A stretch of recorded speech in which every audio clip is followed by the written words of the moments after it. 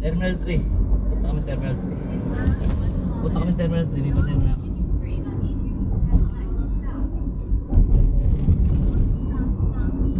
Sige.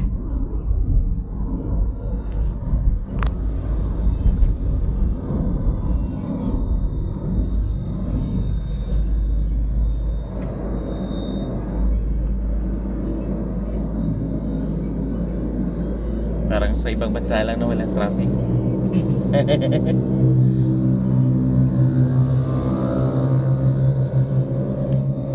Nag-pandemic karang ganito.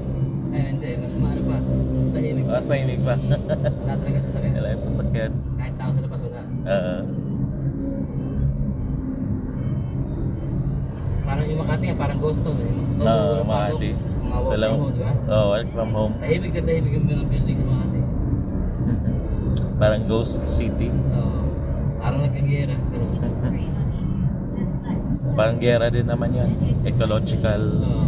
warfare. Yung COVID ka, na parang gera na rin eh, no? Tahimik yung buong Maynila. Mundo, hindi naman yung buong mundo. Maynila lang naman.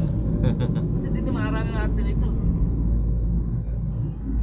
Maano mo na nga lang ng konti rito, reklamo yun, di ba ano? Oo. Dito lang naman sa Manila. Sa probinsya, ano eh, hindi ganun kahigpit eh. Mahigpit din. Ha? Mahigpit din. Kasi yun siguro, no? Mm.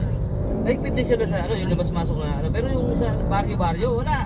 Oo, sa baryo wala. Ang tayong marites pa nga sa harap Sa ng tindahan. bundok Oo. kasi wala namang ano.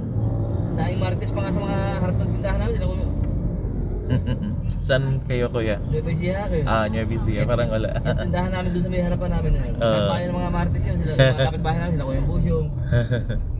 Yung ibang mga kapitbahay namin doon na nagkakape sa tindahan. Wala namang ano. Pero naka-mask pa rin. Hindi na. Hindi na. Hindi na sumas doon sa probinsya. Dito naman kasi, yan, takot sila pag kami, taga Manila na ano, na Kung bagong dating. mapunta, kasi yun pa. Baka may dalang virus. Kasi alam nila sa probinsya, wala eh. Pero meron din naman, tinamaan si Anok, namatay. Meron din sa probinsya eh. Maraming namatay din dun sa amin.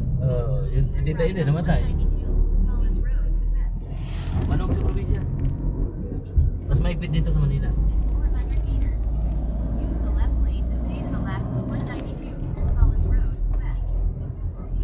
Doon mga ano yun, ang sumisitang mga barangay talo doon ano eh. Hanggang makapaghahanap buhay ka pa rin. Oo. Dito hindi. Isang tao lang ang lalabas. Yung may card lang. Yung legit. Legit, yung, card holder lang. Oo. Maigpit dito. Maraming sarado dito.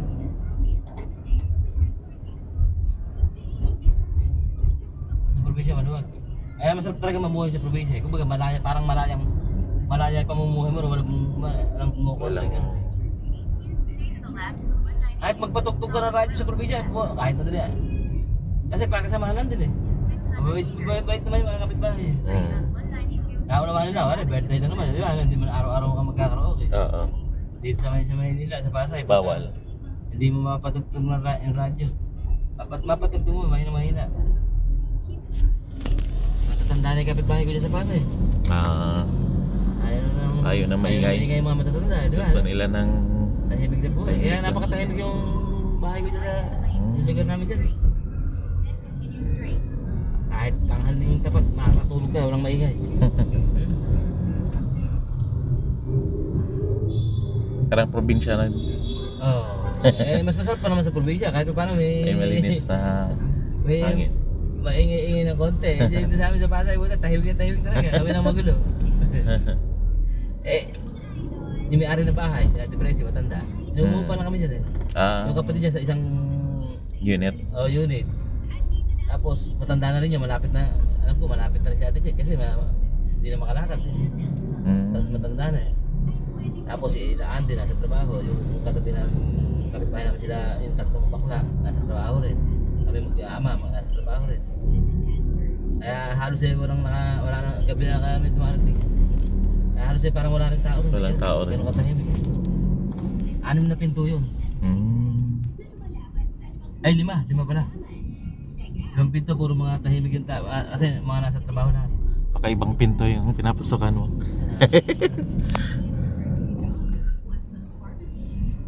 Tagal na kami dyan. 5,000 lang upa namin, up and down eh. Mura lang, no? Oo, hindi naman tinataasan na namin, mabait din naman. Mabait naman. Kasi parang ka-establish na kayo ng ano, magandang relasyon. Oo, sa tagal na rin namin. Parang kaibigan na rin at kapamilya.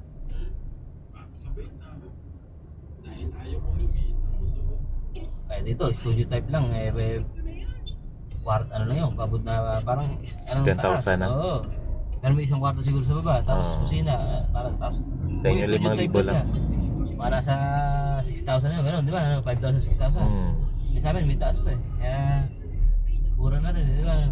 Sobrang ano.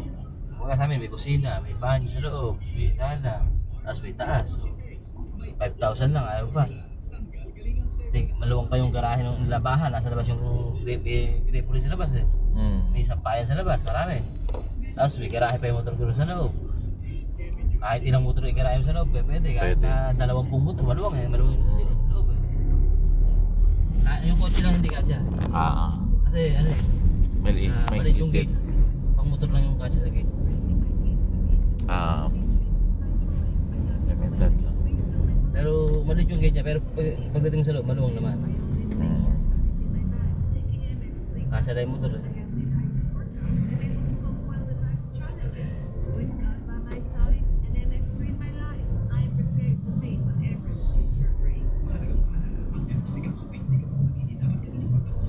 Ang issue lang to, pag malakas na, sobrang lakas ang ulan, binabaha rin.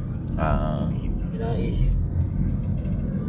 Pero mabuti at may second floor kayo. Oo, may second floor naman. Eh, kahit na, di ba, yung mga gamit mo sa taas. Oo. Nasa trabaho ka. Lagi, nasanay na rin kami. Ilang taon na kami nakatira dyan. Ano nga na lang. Sa Malabon nga, parang all year round na may baha. Kahit wala latang ulan doon, may babaha. Hindi nawawala yung baha every year, all throughout the year. Nababa kasi yung Kamanava, no? Hindi, tsaka sa Malabon, malapit na sa dagat. Malapad lang talaga sa dagat. Oo. Tumaas na kasi yung sea level. Mas mababa sila sa sea level eh.